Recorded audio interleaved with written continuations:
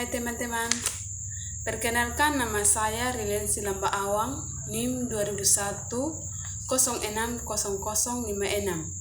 Saya mahasiswa dari Universitas Nusa Cendana Kupang, Fakultas Keguruan dan Ilmu Pendidikan, Prodi Pendidikan Kimia. Di sini saya akan menjelaskan materi tentang getaran dan gelombang. Yang pertama, pengertian getaran. Getaran adalah gerak bolak-balik secara berkala melalui suatu titik keseimbangan. Pada umumnya, setiap benda dapat melakukan getaran. Suatu benda dikatakan bergetar bila benda itu bergerak bolak-balik secara berkala melalui titik keseimbangan. Contoh getaran yang dapat kita jumpai dalam kehidupan sehari-hari antara lain: pertama, sinar getaran yang dipetik. Kedua, bandul jam dinding yang sedang bergoyang. Ketiga, ayunan anak-anak yang sedang dimainkan. Keempat, mistar plastik yang dijepit pada salah satu ujungnya, lalu ujung lain diberi simpangan dengan cara menariknya, kemudian dilepaskannya tarikannya. Pegas yang diberi beban. Yang pertama, amplitudo, yakni simpangan terjauh dari titik keseimbangan. Amplitudo biasa diartikan ialah jarak paling jauh dari titik keseimbangan saat terjadi getaran. Yang kedua, frekuensi getaran, yaitu banyaknya jumlah getaran yang terjadi dalam sistem internasional, yakni Hertz. Yang ketiga, periode adalah waktu yang diperlukan untuk melakukan satu kali getaran satuan periode dalam sistem internasional atau sekon. Yang pertama, getaran bebas adalah getaran yang dibiarkan bergetar secara bebas. Contohnya, bandul yang sedang dilepaskan dan dibiarkan menghasilkan getaran sampai bergerak bandul tersebut berhenti. Yang kedua, getaran paksa.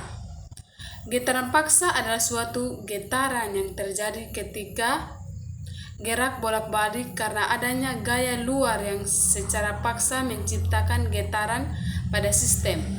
Contohnya yaitu getaran rumah yang roboh ketika gempa. Yang kedua, pengertian gelombang.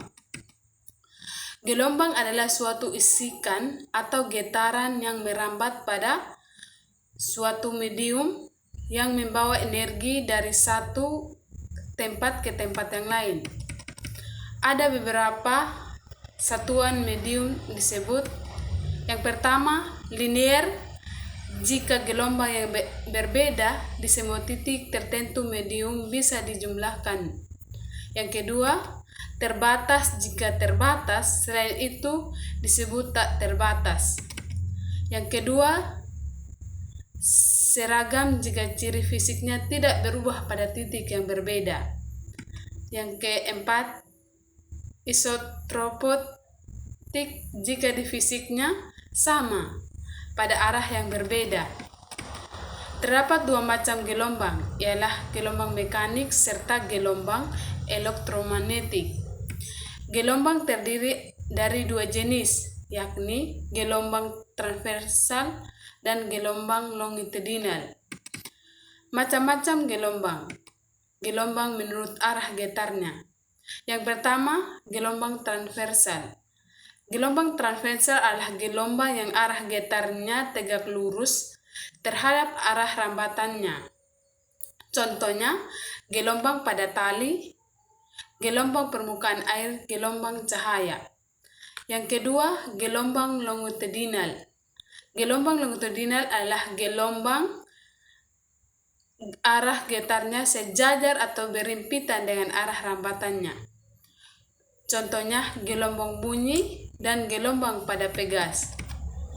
Gelombang menurut amplitudonya dan fasenya. Yang pertama, gelombang berjalan adalah gelombang yang amplitudonya dan fasenya sama di setiap titik yang ada yang dilalui gelombang. Yang kedua, gelombang diam atau stasioner adalah gelombang yang amplitudonya dan fasenya berubah atau titik sama di setiap titik yang dilalui gelombang. Gelombang menurut medium perantaranya. Gelombang mekanik adalah gelombang yang di dalam perambatannya memerlukan medium perantara. Yang kedua, gelombang elektromagnetik adalah gelombang yang di dalam perambatannya tidak memerlukan medium perantara. Yang pertama, gelombang mekanik. Gelombang mekanik ialah gelombang yang di dalamnya perambatan memerlukan suatu medium atau penghantar atau dalam dapat merambat. Medium gelombang mekanik juga dapat berupa zat padat, zat cair, atau juga gas.